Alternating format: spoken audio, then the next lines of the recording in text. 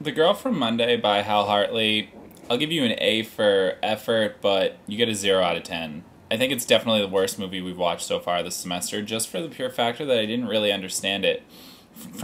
Straight from the start, it was just really confusing. There was a lot of long shots with a lot of voiceover that the viewer, I just didn't really understand it. The whole story, the way the camera was shot, wouldn't allow me to understand what was going on. Yes, the idea of consumerism was very interesting. It's a really great idea, but when you take long pauses or just a scene with a really long voiceover, it just gets lost, especially with the shaky vision. One of the biggest problems was the way the editing for the film was a failure.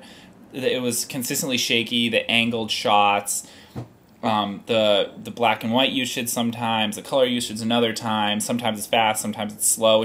There was no real cohesiveness to the way the film was shot.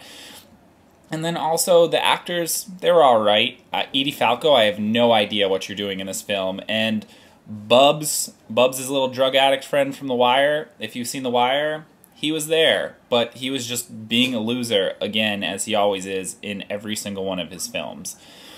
And after watching the movie, I think the editing was definitely something that failed. The music score really helped the film. I mean, I still hated it, but I think the music score was definitely something that really went along. It kind of set the idea and set the motion of what was trying to be captured, but just wasn't captured.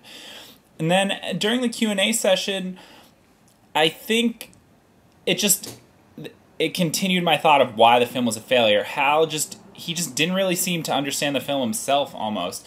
His whole editing it, just choosing to edit it on the table and choosing to do that while he's in the room.